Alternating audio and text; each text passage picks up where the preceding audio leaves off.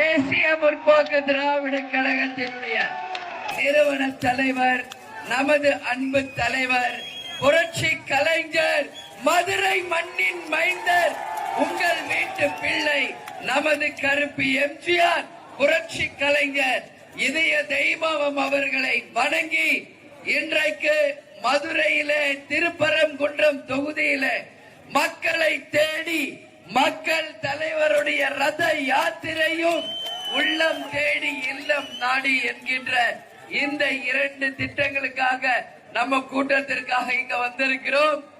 நானும் 5 மணியிலிருந்து ரெடியா உட்கார்ந்து இருக்கேன். எப்படா மழை விழும் போலான்னு. ஆனாலும் மழை பெய்யுதுனாங்க.